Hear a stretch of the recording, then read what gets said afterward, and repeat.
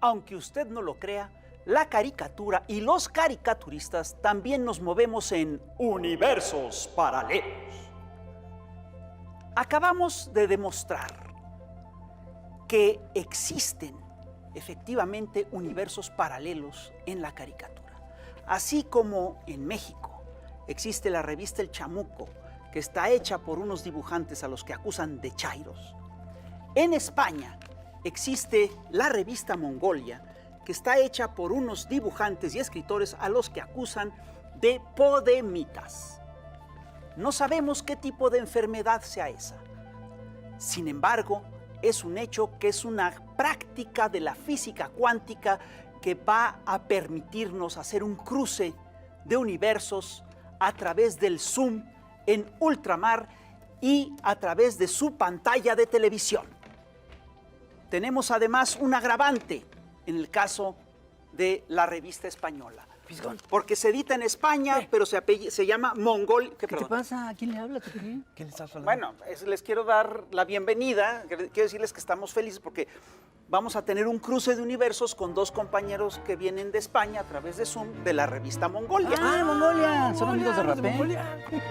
¡Qué chingón! Pero no son de Mongolia. Aquí están en la tele, en sus compañeros de televisoras. Mongolia Hola, bienvenidos al Averno. ¿Qué pasó? Oye, ¿Cómo Rafael, estás, señores? preséntanos con los colegas. Ah, No pues los son nada conocen. más y nada menos Tú que eres amigo de Elena ellos. Alcalde y Darío Adanti.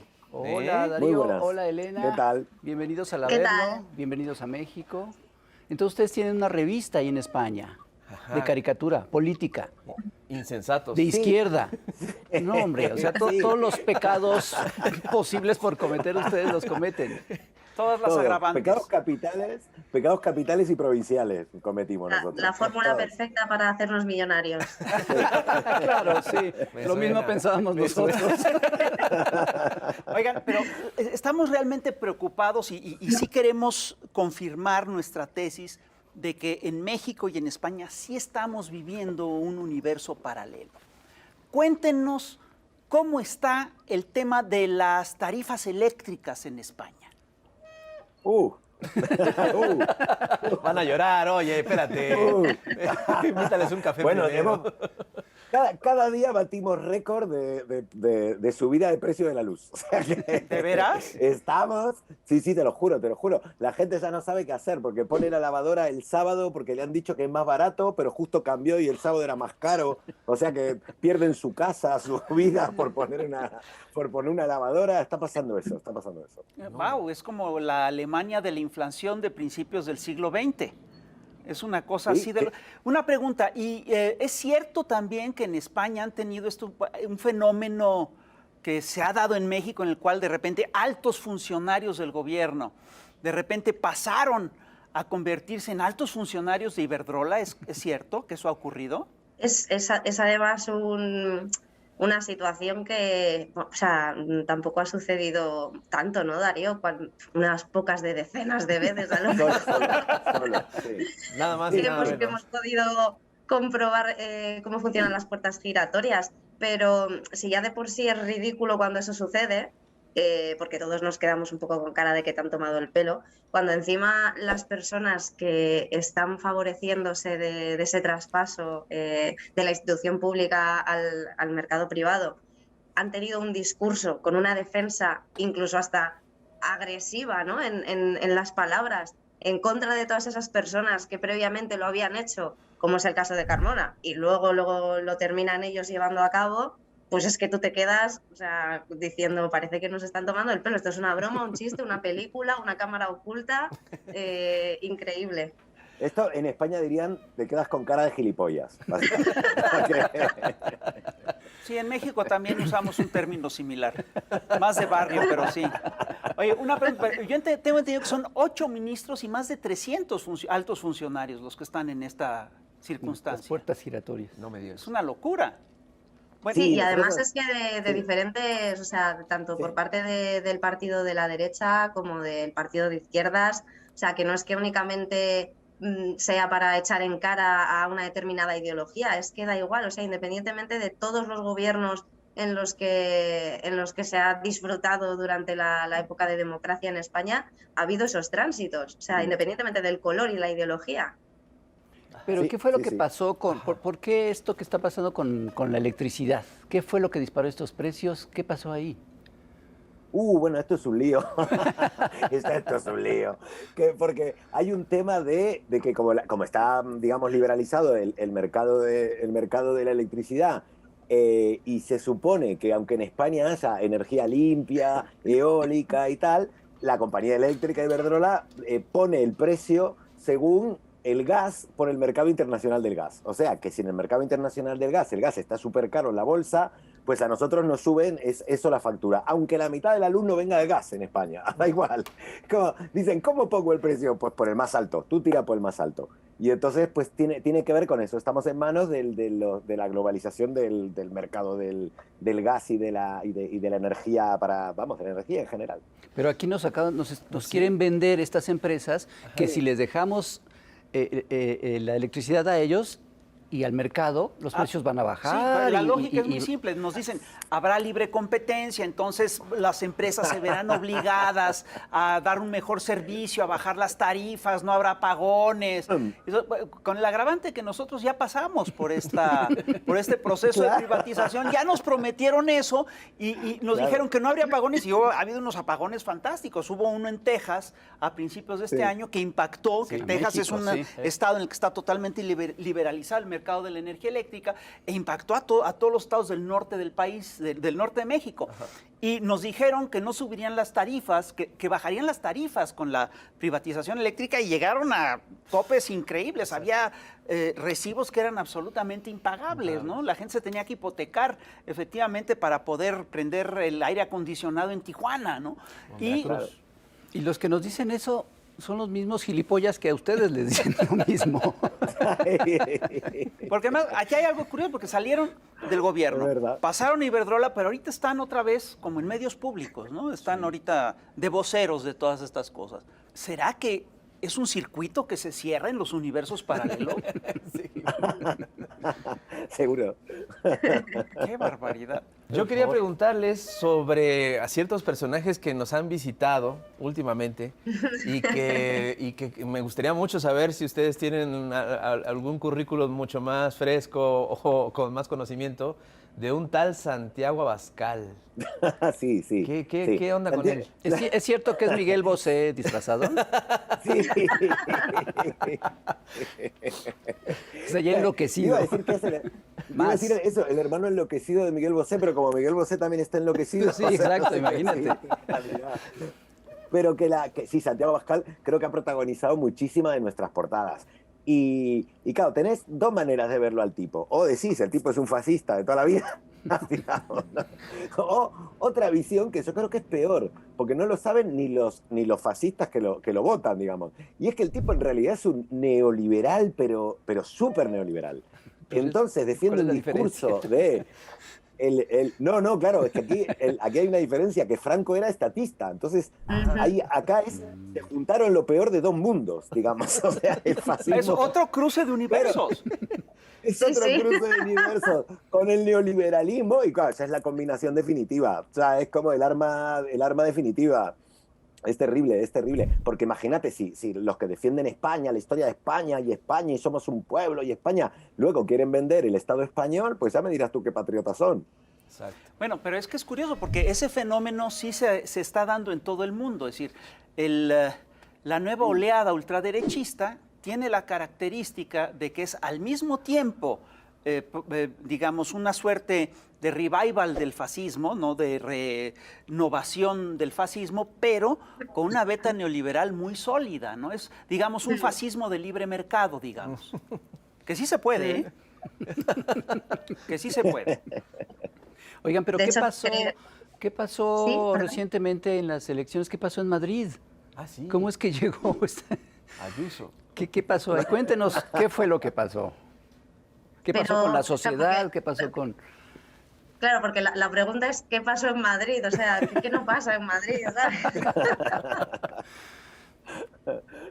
Ahora está viendo como bien comentabais, está viendo varios frentes abiertos, ¿no? O sea, por una parte estamos viendo en este momento un enfrentamiento entre los dos partidos que mayoritariamente representan ideologías más conservadoras o más reaccionarias, como son el PP y Vox. Sorprendentemente, ¿no? Como Vox llegó a las instituciones públicas a tener representación y a contar con una cantidad de votos que todos nos quedamos sorprendidos, la verdad. Y por otro lado, de ver cómo el PP está intentando en determinados aspectos tomar también prestadas terminologías o parte de ese discurso, porque quieren atraer votantes indecisos que están entre Vox y ellos, que vuelvan a Vox, los que eran del PP y fueron a Vox, o aquellos que están indecisos para que se queden con ellos. Y entonces estamos viendo una sarta de discursos irracionales uno tras otro, porque de verdad lo de la alcaldía y la presidencia de la Comunidad de Madrid es que están bien para echar de comer aparte, o sea... Pero bueno, Madrid siempre ha sido también del PP, o sea que tampoco es raro tener ese tipo de discurso aquí. No, y por acotar algo también de autocrítica también, pero que ha pasado mucho desde la Guerra Civil Española, y es que le cuesta mucho a la izquierda hacer coaliciones entre ellas a la hora de ganar a la derecha. Y cuando lo consigue, enseguida los pequeños matices hacen que se separen. Y en Madrid, que con Manuela Carmena había ganado una coalición de izquierda muy interesante, que para mí fue muy progresista, al final terminó ganando de nuevo el PP por eso, porque es que no se pusieron de acuerdo con los candidatos, etcétera, etcétera. Hubo un montón de movidas internas y tal, ¿no? Entonces, pues sí, volvemos a estar bajo las manos de la derecha en Madrid. Bueno, aquí la pregunta que hay que hacerse es si la aparición de Vox en la escena política española no le sirve a la propia derecha española para radicalizar su discurso pro-neoliberal y antiizquierdista, ¿no? Y también cómo las divisiones dentro de la izquierda, ¿sí?, le ayudan finalmente a la ultraderecha a conservar su hegemonía, ¿no? ¿No es esto, no estamos ante este fenómeno? Vamos a corte. Nos están diciendo que vamos a corte. Esta pregunta la dejamos para que la contesten en el siguiente bloque. No se vayan. Porque vamos a otros universos paralelos. No me lo van a creer. Vamos a otros universos paralelos. Ahorita regresamos. Universos Paralelos presenta la versión más reciente de La Caja de Pandora. Hubo una vez un titán de los negocios llamado Prometeo, que era toda una leyenda. Le decían Prometeo porque prometía ganancias millonarias a quien le dejara manejar su dinero. Prometeo hacía unas operaciones de fuego que consistían en lavar dinero ardiente de los inversionistas y de llevárselo a un paraíso fiscal donde operaba su hermano Aquiles Blanqueo. La operación no era ilegal, era solo una chingadera. En respuesta a esa maniobra, el dios mayor del Olimpo financiero le dio a Aquiles Blanqueo una compañera llamada Pandora que tenía todos los encantos que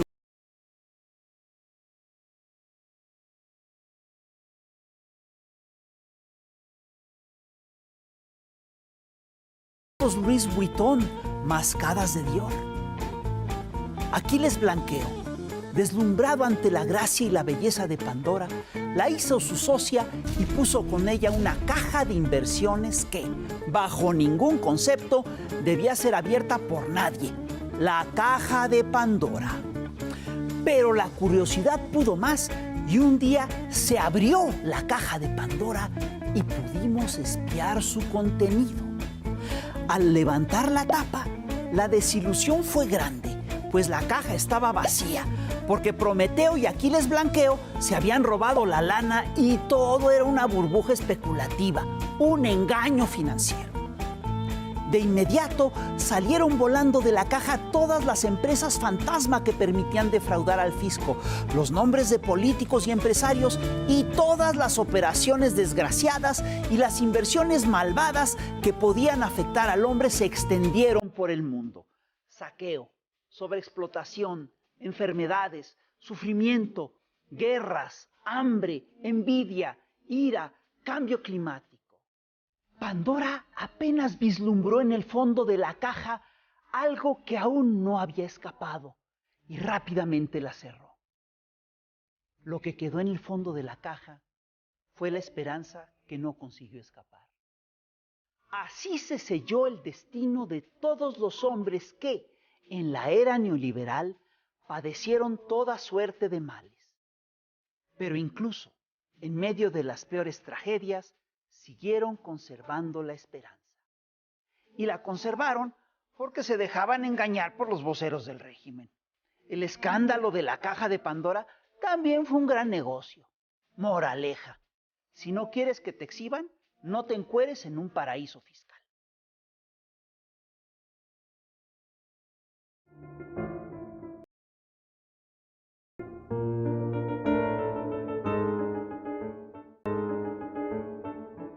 Estamos de vuelta en el Chamuco TV, en un cruce de universos entre Mongolia, España y México, en el que estamos viendo cómo, de manera eficaz, lo que está ocurriendo ahorita en España ya pasó en México y quieren que vuelva a ocurrir.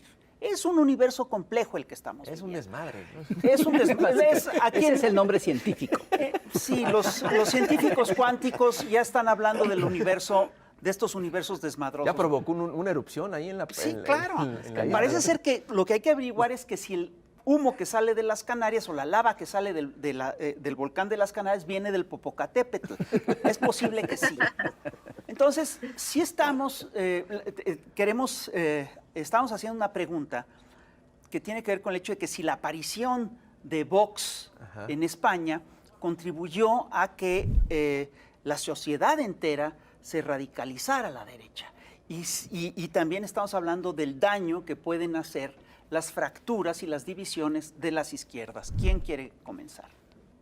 Yo, desde una perspectiva de una persona que se considera demócrata, a mí me gusta que haya variedad, me gusta que aparezcan nuevos partidos, que se representen ideologías variadas, y a mí el bipartidismo, que es la situación en la que yo nací y en la que yo me he criado, no me gusta. Entonces, es cierto que siempre hablamos de que la que está históricamente en España y como comentáis en otros países, la que siempre está con encontronazos o que además tiene como una pluralidad de partidos en sus representaciones la izquierda, la derecha suele ir más en coalición o en conexión, hay un partido, dos como mucho, y es difícil verles fracturado, ¿no? Entonces, que empiecen a aparecer partidos que representan al centro, partidos que representan a la ultraderecha, evidentemente a la ultraderecha no es algo ni mucho menos que celebro, me repugna. También es cierto que a nosotros nos sirve como gran motivación para la revista y es un gran saco para la sátira y para el humor, o sea que de todo lo malo se pueden sacar cosas positivas, ¿no? Pero yo no creo que Vox radicalice el discurso, sino que es que Vox representa un discurso de muchas personas que ya se encontraban en ese punto y pensaban así, por desgracia, y lo que han hecho es popularizarlo, darles voz, o que a lo mejor una persona, por desgracia, no sienta vergüenza de...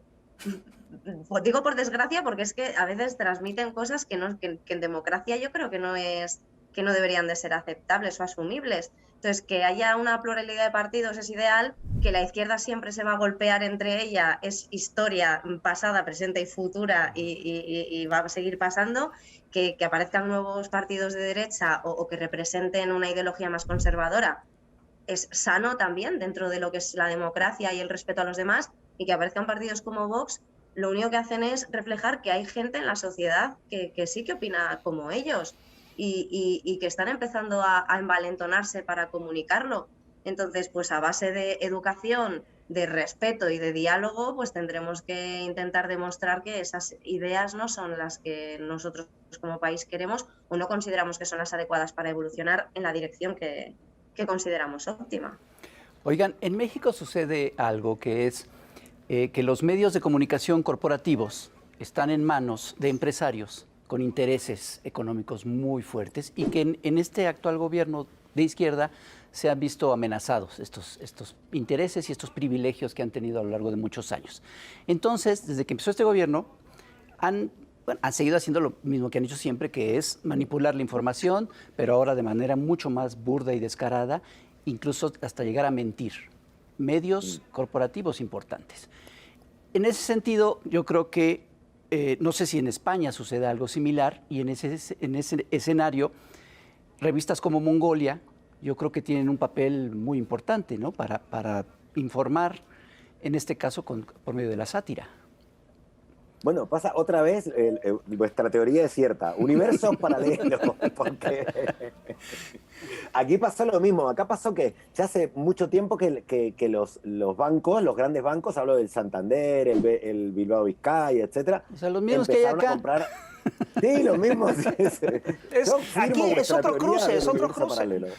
Otro cruce. Ajá. Y empezaron a comprar acciones, pero que con la última crisis, la crisis anterior, la del 2008, 2010, que casi que empalmó con la de la pandemia, la crisis económica anterior, como también vino la crisis del papel, los periódicos, los grandes periódicos, digamos, la prensa, por así decirlo, mainstream, por decir un palabra, acá tenían grandes edificios, estaban acostumbrados a manejar unos dineros, imprenta propia, no sé qué, y de pronto, crisis económica, la gente obviamente deja de comprar periódicos, hay también descreimiento, porque fue épocas del 15M aquí, del movimiento social que cuestionaba, había un descreimiento de lo que era el periodismo o los medios de comunicación masivos, y entonces empiezan a vender menos, empiezan a fundirse, tienen deudas, y ¿qué hacen? Se meten los bancos en el accionariado de los grandes medios. Entonces El País, El Mundo, todos los grandes medios tienen al Santander, al Bilbao Vizcaya, metidos en su accionariado. Y lo que ha pasado aquí, por ejemplo, es que con la otra crisis que hubo tantos desahucios, porque la gente no pudo terminar de pagar sus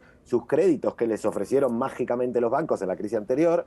Entonces, cuando la gente no podía pagar, iban los bancos y los echaban. Y fue un fenómeno tan grande que hasta los medios grandes, como El País y El Mundo, lo tuvieron que dar, pero nunca decían que banco los desahuciaba, porque esos bancos eran los que tenían en el accionariado. Entonces, decían 3.000 desahucios en España, y parece que fuera algo fantasmal, que había una fuerza maléfica que los espantaba, y no que eran los mismos bancos que tenían publicidad en la contraportada del periódico, ¿no? O sea que sí, universo paralelo, pasa lo mismo también. Oiga, pero entonces, ¿cómo ven ustedes el papel de un medio como como Mongolia? Bueno, yo creo que como el Chamuco también, yo creo que es fundamental para en general, primero que recuperemos la prensa independiente, porque justamente eso, los grandes medios están en manos de... Yo no tengo nada contra los empresarios, pero ellos tienen sus intereses, que no es comunicar datos ni la verdad, son sus intereses. Bueno, pues yo tengo otros. Entonces yo creo que hay que recuperar la prensa independiente para que de nuevo el periodismo y la opinión no esté atada a intereses económicos mayúsculos, y sobre todo también recuperar la risa, porque en estas épocas de tanta hipersensibilidad, con muy buena voluntad, cuidado, yo creo que mucha de la gente hipersensible con respecto a temas del humor tiene muy buena voluntad y tiene sensibilidades parecidas a las nuestras en cuanto a ser de izquierda y tal. Digo, pero tenemos que intentar hacer del humor otra vez más una arma democrática contra las cosas que nos parecen absurdas o ridículas de nuestra sociedad, ¿no? Oigan, y me imagino que han tenido alguna que otra consecuencia. Tenemos información de que hay un torero que se ofendió y que les metió una demanda de hostia, sí, como dicen ustedes. Cuéntenos un poquito para que se entere el público que también hay incluso una batalla judicial contra este tipo de medios, ¿no? Esto, aunque sea difícil, no se lo dejo a Elena, pero porque me tocó a mí estar en el juicio. Venga. Declaraciones en primera persona. No la quiero meter en ese problema.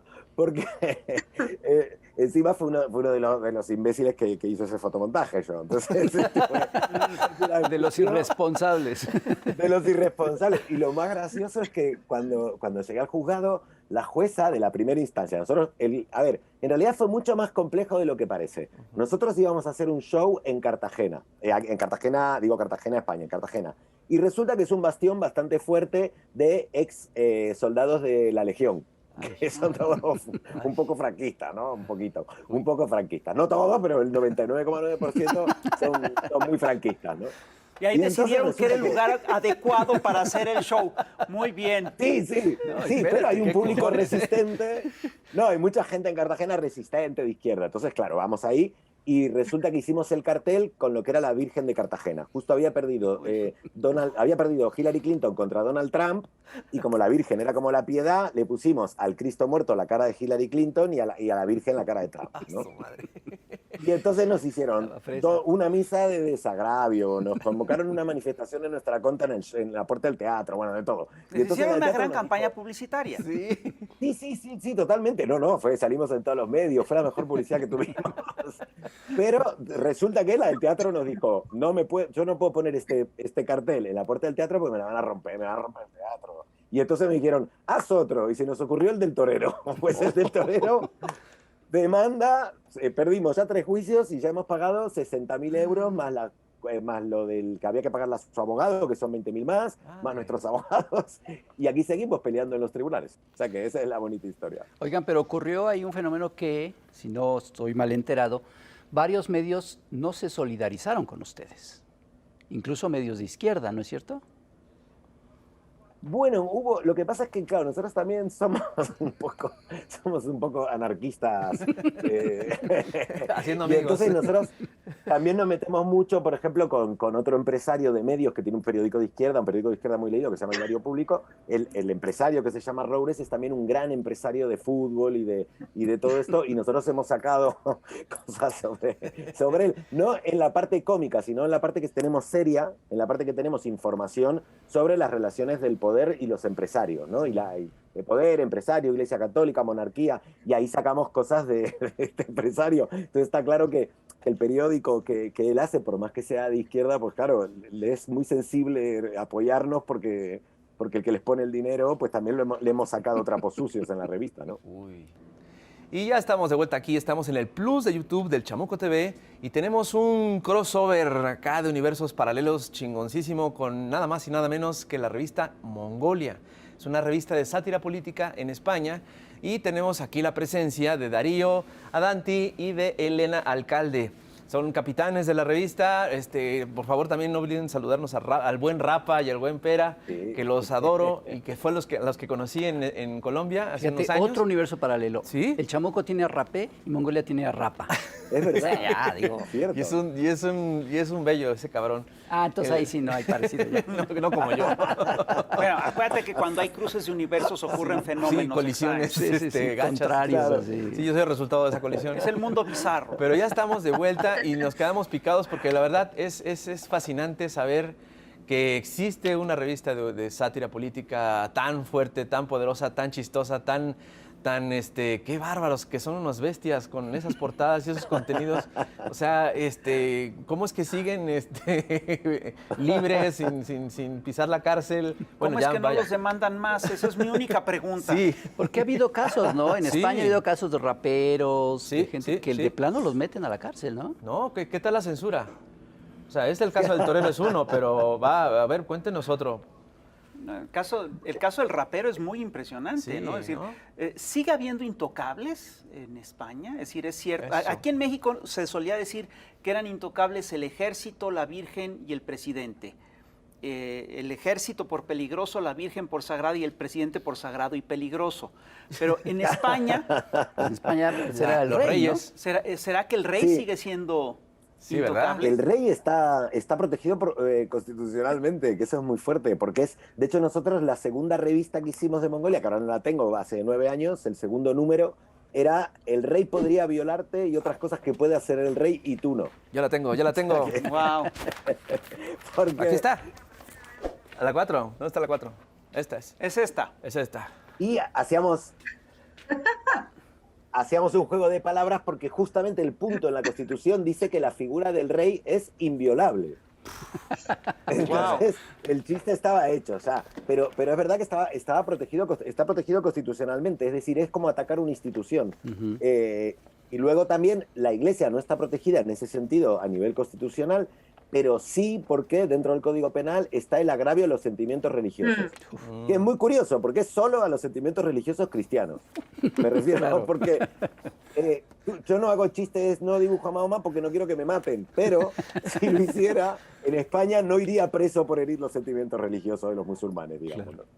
Ah, burro. Wow, qué Sí, ahí barbaridad. el castigo sería otro. El probable castigo sería otro. Sería otro. Que es bastante efectivo, porque yo que soy dibujante no he dibujado a Mahoma desde entonces, no he querido. Sí, no, mejor no. No, pero es chistoso porque eso te habla básicamente de que hay actores que no pueden ser dibujados. Y yo sí estoy convencido de que la censura generalmente se ejerce a favor de los actores que ejercen el poder real.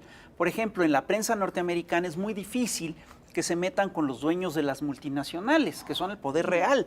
En México durante décadas no te pudiste meter con el presidente porque era el poder real.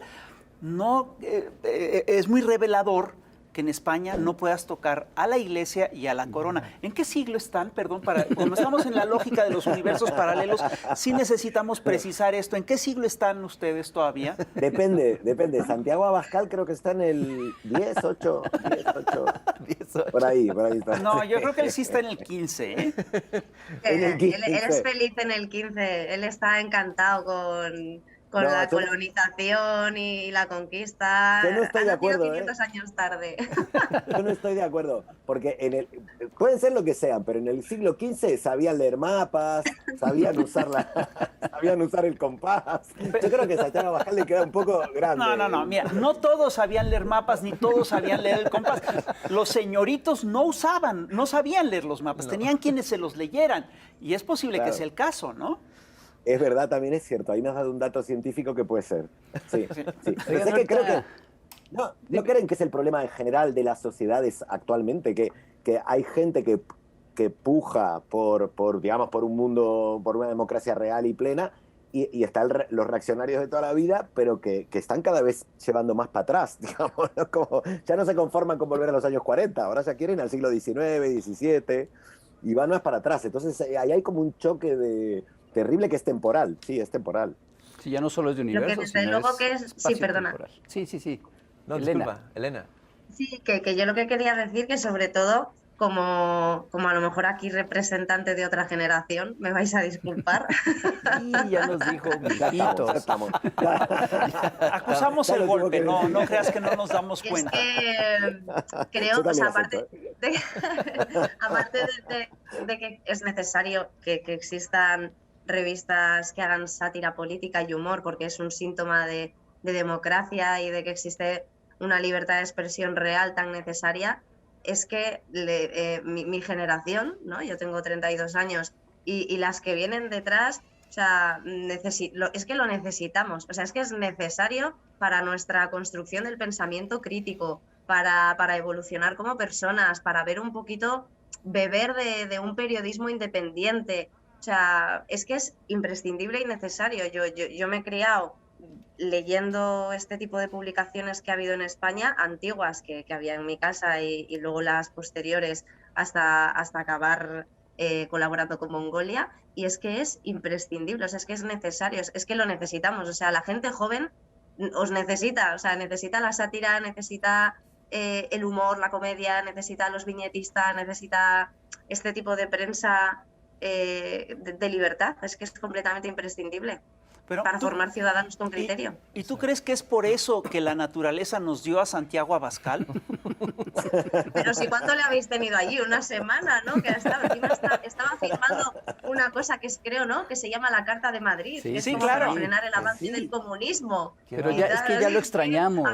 Queremos que regrese, por favor. Nos dio caricaturas. No sé si te das cuenta de lo imprescindible que es ese tipo de personajes para los caricaturistas. Oye, Pues es que es básico. O José María Aznar, que también O José abrió la María boca. Aznar. Ayuso también se puso... Sí. Deberíamos de Ahora, ¿vieron? intercambiar de Aznar se algunos de afeitó estos el bigote, personajes. Y está rubio, sin bigote, y está vigoréxico.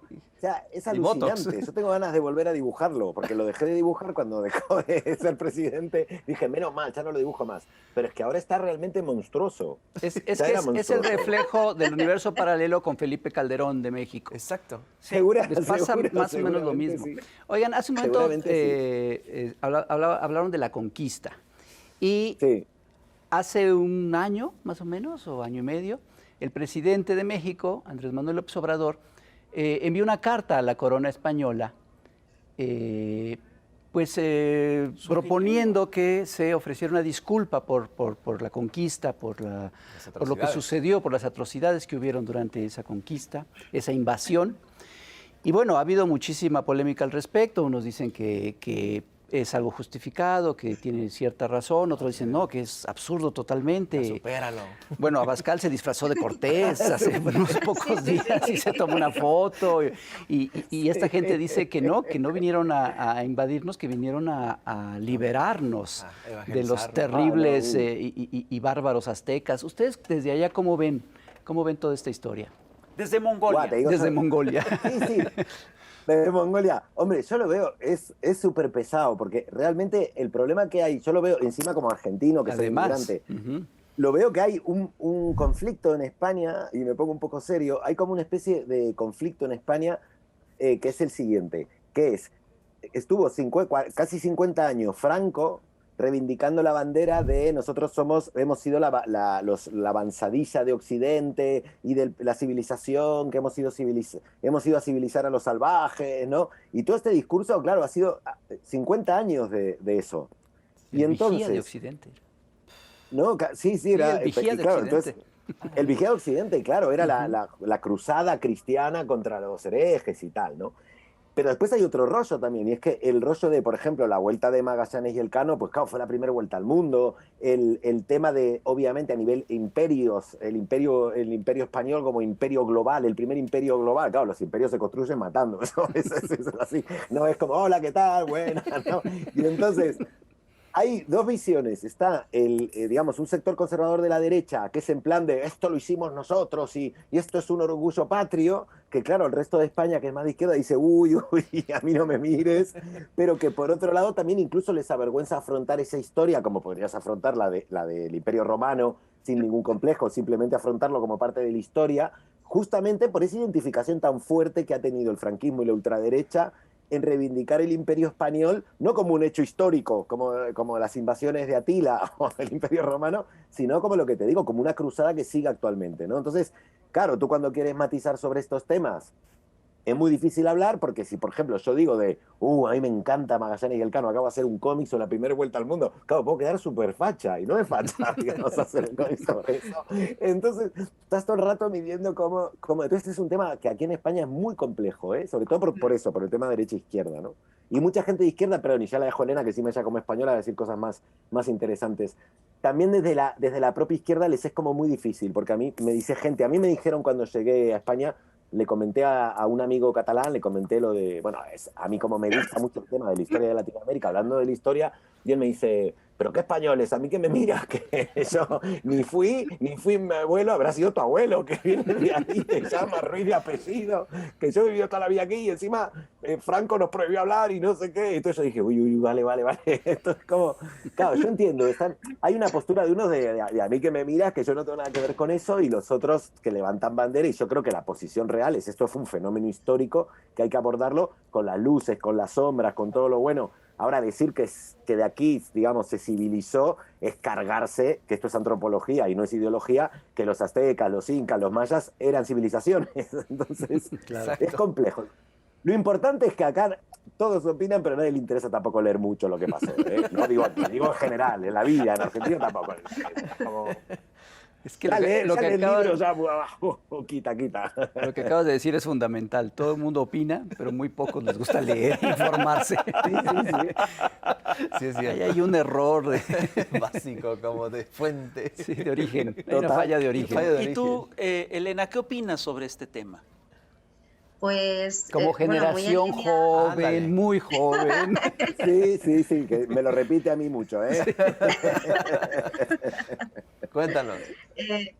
Yo, bueno, en línea con lo que opina Darío, creo que, o sea, intentar traer a este momento actual discursos que están basados en hechos históricos que acontecieron hace 500 años, me parece populista. Por parte de los que piden perdón y por atrocidades que sufrieron otros, y por parte de, como es el caso de lo que sucede aquí con la ultraderecha, de gente que se enorgullece por cosas que hicieron otros hace 500 años. O sea, ni uno lo padeció, ni otro lo ejecutó, y a mí siempre me ha parecido que la manera de afrontarlo es como un hecho histórico, desde el interés antropológico. Yo me acuerdo cuando yo era pequeña, a mí me gustaban mucho las historias de los navegantes, me gustaban mucho las historias de los exploradores. De pequeña yo ya me rechinaba un poco la terminología de conquistador, porque a mí, por otro lado, también yo tenía muchos libros sobre la civilización azteca, los mayas, los incas, Egipto al norte de África, y me resultaban interesantísimas. Entonces, lo mismo que yo me quedaba impresionada al leer sobre los desarrollos de navegación de los europeos, la aportación a la cartografía que tuvieron todas esas empresas, ¿no? El llevar la palabra escrita, yo flipaba con todas esas historias, pero luego leía lo que descubrieron al venir, al llegar allí, con todo lo que encontraron y las civilizaciones asentadas que estaban allí, con un desarrollo arquitectónico, del calendario, de las matemáticas, de la agricultura, de la ingeniería, ¿no? Construían embalses. O sea, eso me parecía magnífico y yo disfrutaba leyéndolo también. Entonces yo lo posicionaba en un momento histórico realmente interesante en el que sucedió aquello, en el que, por desgracia, la forma de comunicarnos y de avanzar era a través de la violencia, como sigue pasando ahora también, y desde luego que sentirse orgulloso de arrasar civilizaciones y culturas es de ser un necio, pero ese punto de encuentro a mí siempre me generó un interés brutal, pero por lo que es el enriquecimiento, ¿no? Común que pudo darse. Hay que contextualizar que cómo se llevaron a cabo y las formas evidentemente corresponden a esa época histórica, pero no es algo ni de lo que, desde luego, enorgullecerse ahora para hacer un discurso político, pero de lo que tampoco considero como andar, como un sentimiento como de vergüenza. Es que han pasado 500 años, es que nosotros hemos evolucionado, ¿no? Y no estamos en ese momento ni en ese punto, y la mayoría de veces no se hacen las cosas así, aunque otras veces se entra en Irak o en Afganistán como han entrado, que también manda cojones.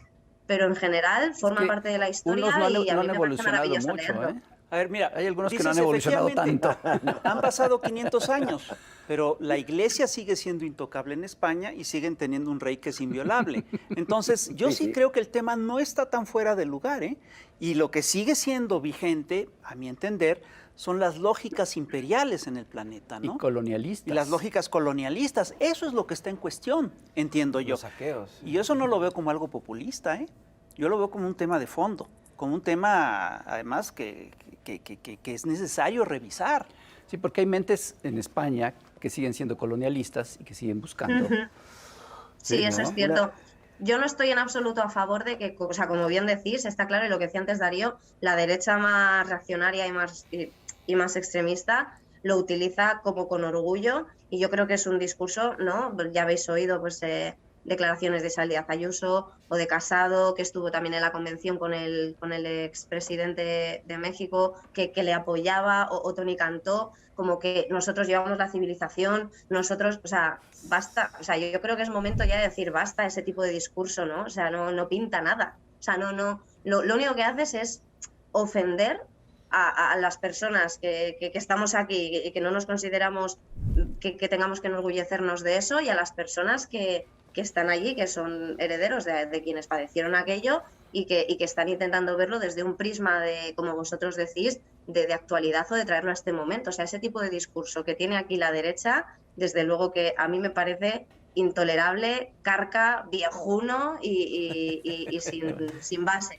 Lo que pasa es que quiero decir algo, yo que soy totalmente republicano, me pongo en la piel del rey Felipe, y también López Obrador lo metió en un problemón, Claro. Porque lo metió en una movida, porque el tipo, ahora que, claro, imagínate el rey Felipe VI, cuestionada la monarquía porque tiene que abdicar su padre por todos los casos de corrupción, salen los Pandora, vamos, en todos los papers sale, ¿no? Los Pandora, Panamá, Paradise. todos los papers salen. Luego, es verdad que hay un desafecto cada vez mayor a la monarquía en España.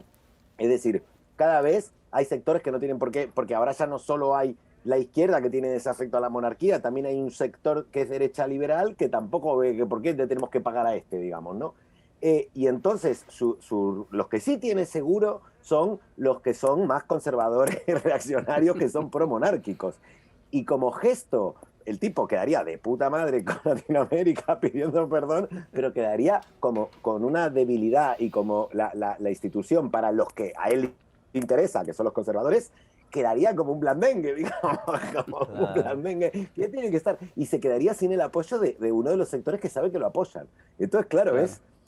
Es un problema interno para la Casa Real que alucinas, vamos. Entonces digo, vaya donde lo metió López Obrador, vaya quilombo, vaya quilombo.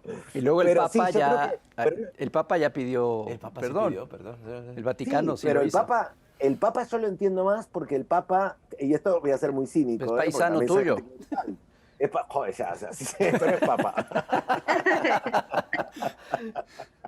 Pero yo al Papa, mira, lo entiendo. Así como entiendo que Felipe VI diga, no, ni loco, porque es que me matan los monárquicos, que me matan los monárquicos y no tengo otro. El Papa entiendo que sí, porque el Papa está pasando una cosa, y es que lo que son las clases medias europeas, pues ya no van a misa. O sea, ya no van a misa ni ponen dinero en el cepillo. Y realmente el gran apoyo que tiene el cristianismo hoy en día, que suelen ser Latinoamérica o África, son países que fueron conquistados y colonizados. Y de hecho son cristianos por la colonización y la conquista, obviamente. Y entonces, si no hacen ciertos gestos, se le van las masas populares con el evangelismo. Con lo cual, entiendo que para el Papa sea mucho más rentable pedir ese perdón que a Felipe VI, por ejemplo. Sí, para el Papa es redituable, para Felipe VI no lo es. No lo es, no lo es. De hecho, al revés. Pues sí. No, total. Qué maravilla.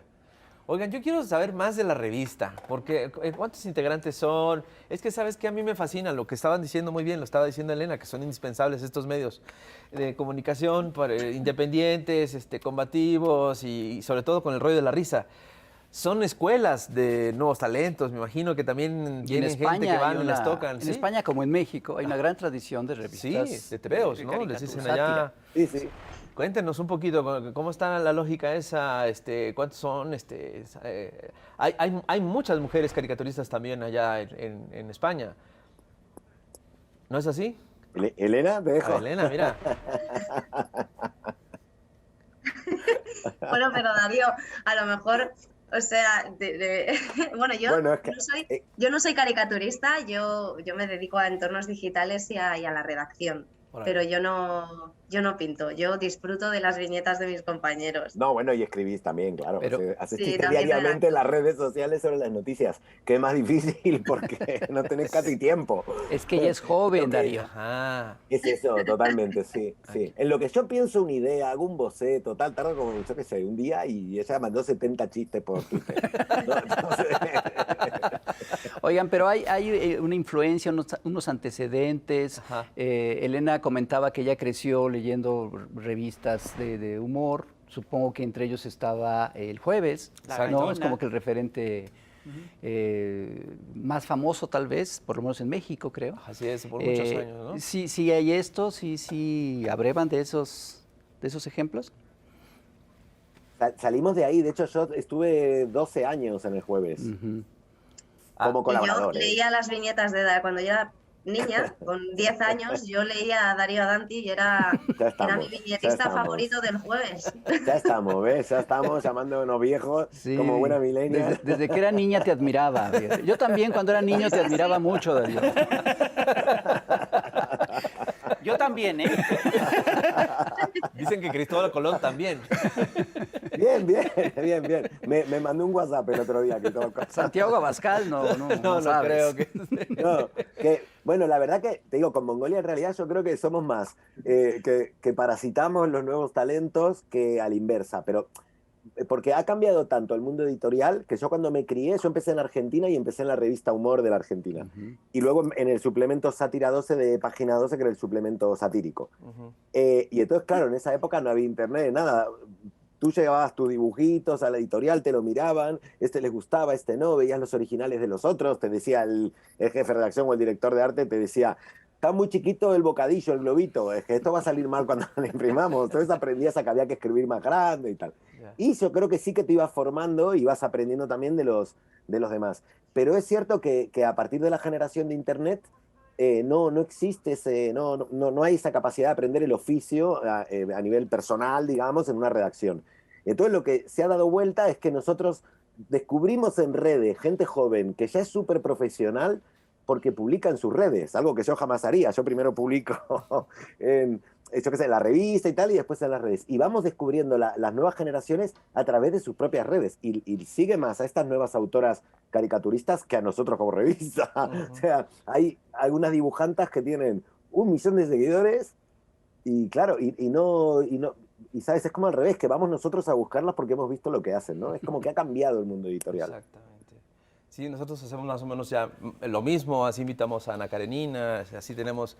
ya se demostró que precisamente se cambió la cosa. Nosotros hacíamos exactamente lo mismo, lo de la carpeta, hace 30 años, 20 años. Total. Y no, ahora los chavos, las chavas tienen la oportunidad de mostrar su trabajo, ahí demuestran su talento, constancia, disciplina, humor, que tienen claridad en lo que dicen, y órale, véngase para acá, ¿no? Y es fantástico, a mí me parece maravilloso. A mí también me encanta. Y Sí. sin embargo, Y Elena sabe de eso, además, porque está... pero hay una cosa que me porque es de preocupa redes. dentro Sí. de todo esto, que es que finalmente toda redacción termina por configurar una suerte de inteligencia colectiva, ¿no? Entonces, no, ¿Verdad? y yo sí creo que es una de las cosas por las que tienen que atravesar los dibujantes y los escritores que se están formando. Los que entran por las redes. Los que entran por las llegan redes, por medio de porque- las redes Tal cual. no tienen Porque en las esa- redes tienes el contacto con el público y tal, pero no tienes un contacto tan constante con otros colegas que te puedan aconsejar, que te puedan decir que estás cometiendo un error grave con tal cosa, Y entonces sí, yo sí creo que no es fácil prescindir de las redacciones. Sí, Es que cierto. tú ya estás Totalmente de viejito. acuerdo, sí. Ustedes se reúnen con todo el equipo, los colaboradores en algún lugar. Sí, En un lugar teníamos... llamado Zoom. Zoom, llamado Zoom. No, nosotros teníamos... La realidad es que cuando empezamos, como Rapa también vivía en Madrid y Pera también vivía en Madrid, solíamos usar el jardín de la casa de Rapa, que aparte tenía una parrilla y hacía choripanes Uy, qué y delicia. asado. Y luego lo que pasó es que ellos se fueron a vivir a Cataluña, a la costa de Cataluña. Y entonces empezamos a hacer más esto a distancia, pero sí que teníamos esto que se llama ahora con estas palabras así en inglés, el coworking. Alquilábamos básicamente una oficina grande con más gente. Y entonces nos reuníamos ahí. Y todo estaba buenísimo porque podíamos reunirnos ahí, no teníamos obligación ni de cumplir horario ni nada, íbamos cuando queríamos. Pero con la pandemia, claro, lo dejamos todo y recién ahora estamos viendo a ver cómo vamos a hacer, pero durante la pandemia nos hemos acostumbrado a vernos por Zoom, si no siempre nos veíamos. De hecho, cada mes igual tenemos una reunión presencial que comemos, cenamos, lo que haga falta, ¿no? Pero De por todos nosotros modos, tendría que ser semanal, no mensual, claro. Yo sí que estoy deseando que podamos tener un espacio físico, Yo como bien también. decís, porque la retroalimentación que hay y la creatividad que se genera y el aprendizaje que las nuevas generaciones extraemos de una crítica de la gente que tiene más experiencia, es que no es lo mismo que yo prepare un texto, se lo paso a Darío, a Edu, lo revisan, me dan el feedback, no sé qué, para mí es súper importante. Pero en el momento tú tienes una idea, te la tiran abajo, tienes que volver con otra. Esa retroalimentación es mucho más, es mayor, más rápida y yo creo que te enriquece más. O sea, yo estoy deseando que podamos volver a una redacción, pero a la de ya. Sí, yo también, ¿eh? Sí, yo también. ¿Quién aprende más, los viejos de los jóvenes o viceversa? Los jóvenes de los viejos. No, yo ahí no estoy. pero tampoco. Sabía que iban a contestar eso.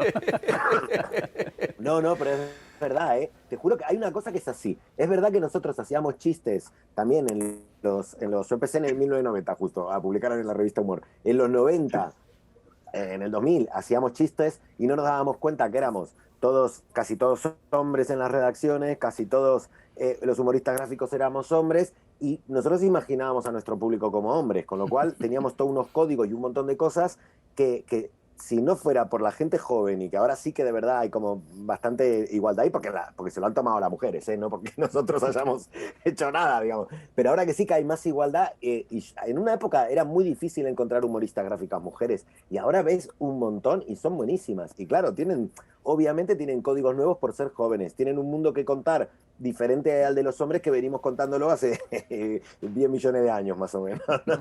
Entonces yo creo que aprendo un montón de eso. De hecho, yo a veces digo una barbaridad y ahora estoy aprendiendo a cómo decir una barbaridad, pero que sea contextualizada ideológicamente por una generación que por ahí no lo vería igual si no lo contextualizo.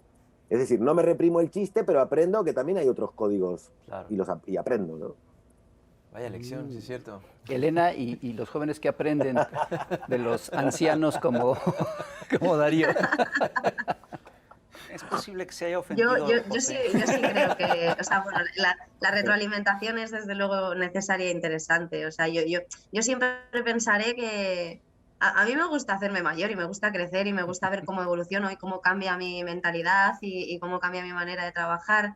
Y yo aprendo muchísimo o sea, me sorprendo mucho tengo 32 años, charlar con alguien que tiene 18 y que tiene unas inquietudes, una cultura o que es mucho más letrado de lo que yo era con su edad y eso me impresiona, pero luego hablar con una persona que me saca 15 años, o sea, no te hablo de gente que me saque 40, alguien que me puede sacar 15 años, que es que me lleva 15 años de adelanto, también me parece interesantísimo y aprendo una barbaridad. Entonces yo estoy muy abierta a aprender de las experiencias de los demás en general. Entonces, Pues la gente que ha vivido más tiene más. Iba a decir, por experiencia personal, ten cuidado con el tomate y la carne, que yo tuve cólicos nefríticos. Eso es algo que te quiero transmitir desde mi generación. Cuidado con el ácido úrico, que es complicado. Ya Oigan, hablamos de esto, que yo también como tomate todos los días. Uy, lamentablemente en México no se puede comprar la revista impresa, pero podemos visitarla digitalmente, ¿no es así? ¿Cuál Sí, es, sí, cuál es sí. la dirección? ¿Cómo Ándale. podemos entrar? Las Las redes, todos sus... Cuéntenos. Muy bien, pues nosotros estamos en redes sociales, en Twitter, en Facebook y en Instagram. Nos podéis encontrar como Revista Mongolia.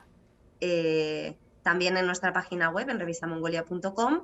Y ahí es donde volcamos un poco, pues un poquito el contenido de la revista, la actualidad, nuestros vídeos y noticias. Y ahí también se puede acceder a nuestra tienda, donde está toda la hemeroteca, donde se puede adquirir libros, los números físicos para que lleguen a casa, y en caso de que se quiera leer la revista en formato digital, pues también tenemos las aplicaciones para Google y para iPhone, y ahí se pueden descargar las revistas de forma digital también. Salimos todos los meses, el primer viernes de cada mes. Porque también tienen una editorial, editan libros libros. de los mismos fundadores, colaboradores de Mongolia. Sí, es eso, sí. Era bueno, lo acabo de decir, los libros de los colaboradores, de los que hacemos Mongolia, sí. Ujú. Pero no solo de los 4, 5, 6, bueno, 6, yo digo 4 o 5 y ya somos como 12, pero como no tenemos redacción, los tengo que contar. Pero digo, de nosotros y de colaboradores, pero hemos empezado esto hace relativamente poco. Poco no, me refiero, venimos hace 9 años y el primero por ahí lo sacamos a los 3 años, que era un especial sobre la historia del siglo XX. Otro que era sobre la religión, que se llamó la Biblia Negra. Pero eso nos lo sacó una editorial. Y nosotros empezamos a sacar también con crowdfunding de libros, y nuestra idea es intentar sacar hasta 3 libros por año y ojalá más, sobre recopilación de viñetas de esta colaboradora o de este colaborador, columnas, etcétera, etcétera, ¿no? Oye, Darío, ¿y los shows que haces con Edu los suben a Sí. YouTube? ¿Están por ahí colgados? O, No, sé que lo tenemos prohibido, a propósito. Ok. Porque Para que no... Para que no los demanden. te lo juro de verdad. Te lo juro de verdad, porque como vamos con guión, pero vamos por libre también. Entonces, claro, nos venimos arriba y decimos muchas cosas que son enjuiciables. Entonces, entonces un abogado nos había recomendado que pongamos ese cartel de queda prohibida la grabación y tal. Y decía, no es porque no te vayan a grabar, es porque después no lo pueden presentar como prueba. Entonces, Claro, madre. no lo grabamos ni lo subimos a YouTube, y también creo que ese es el morbo, ¿no? Que la gente venga a ver algo que parece... Mirá cómo ha cambiado el mundo, que antes para vivir el peligro tenías que ser un guerrillero anticapitalista clandestino. Ahora con ir a un show de humor ya vivís el peligro. Vivís como una cosa clandestina, súper peligrosa. Qué bárbaros. No, pues me gustaría mucho verlos, la verdad, algún día, y vamos a hacer lo posible por Sí, tienen que contar con venir su... y nosotros... Sí. Total. Y hay Y que nosotros hacer, les podemos robar la idea del hay que hacer programa. intercambios en las revistas, Vamos a ¿no? mandarles una Sí. dotación completa ahí para que, Y que las playeras que estas Mongolia esta me publique la- en el Chamuco, que el Chamuco publique en Exacto. Mongolia. Hay que llegar Oye, a estaría un fantástico acuerdo cruzar ahí. colaboraciones. pero me dejan robarles la idea del programa porque me encanta, ¿eh? Realmente. estaría Todo, increíble. le robamos el programa. No, llévate a Rapén si quieres. Y se estrena Rapa. Sí, sí, sí. Que me encanta todo, todo el concepto, la escenografía, todo, está de puta madre, está buenísimo. Te los vamos a robar. Esto ya, fusilamiento. Venga, estaría poca madre, estaría chingón. Pues la verdad. El que avisa no engaña. ¿cómo Oye, es? y cuando No, lo claro, hagas, claro. cuando lo Sí. hagan, por favor, hagamos otro traslape de Sí. universos paralelos. Es que es necesario. Sí, sí, es verdad, tenemos que cerrar la teoría, claro. Claro. Es un programa con ustedes. Tenemos que ver si al cruzarse realmente estos universos se puede ver qué producir realmente un choque No. interplanetario. Es decir, yo creo que sí se Ahora puede sí va a lograr. reventar el Popocatépetl Sí, y nos claro. vamos a hacer popó todos aquí en el fin La del revista mundo. definitiva, la mega sátira ya.